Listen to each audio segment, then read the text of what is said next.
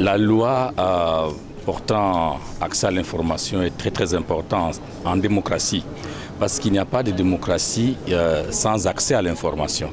C'est pour cela que nous souhaitons que cette loi soit le plus rapidement adoptée au niveau du Parlement et qu'il faudra une bonne volonté politique pour son application.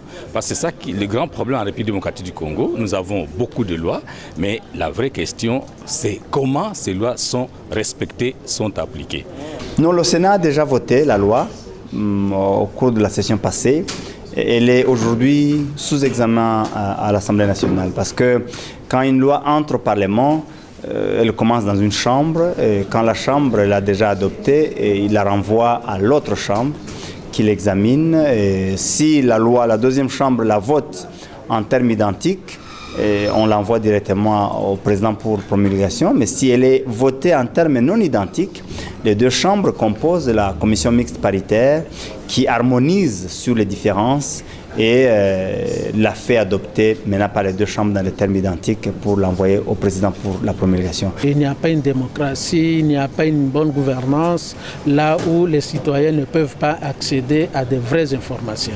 Et qu'on ne peut même pas parler du contrôle citoyen s'il n'y a pas accès à l'information. Et l'unique moyen dans un état de droit, c'est avoir un texte légal.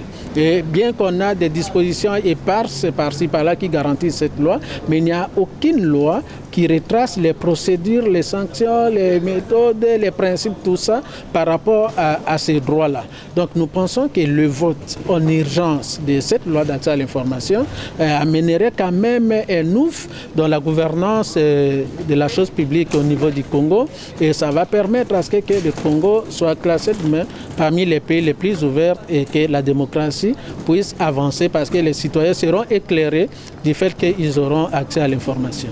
La République démocratique du Congo, comme pays démocratique, respectueux du droit international, va s'employer à intégrer dans la loi les dispositions qui découlent des engagements internationaux.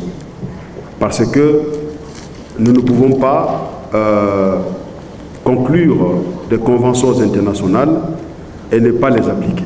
Plusieurs États ont à ce jour adopté des lois pour donner accès à l'information à toute la population.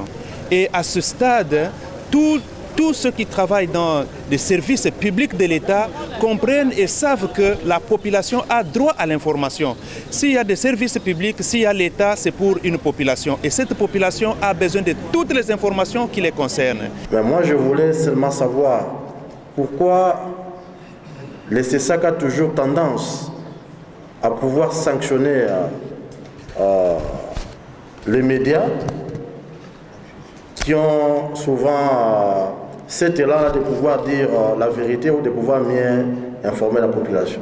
Nous avons entre autres mission de protéger la presse. Et nous estimons pour nous, par exemple, que sanctionner, fermer les médias, c'est restreindre l'espace de liberté.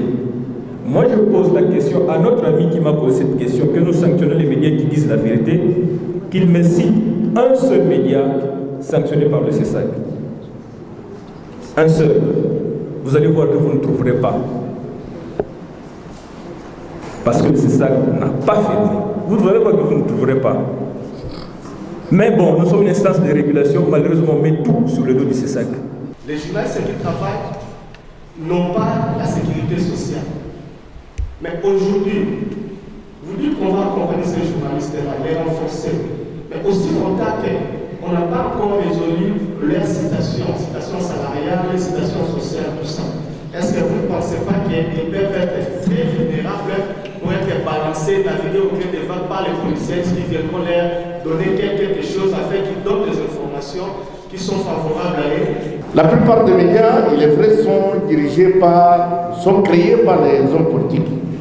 La loi autorise à ceux qui créent des médias.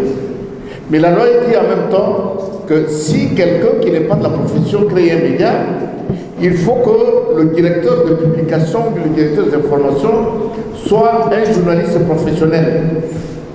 C'est pour que ce journaliste veille au code de déontologie et aux règles qui fondent l'existence du journalisme dans notre pays.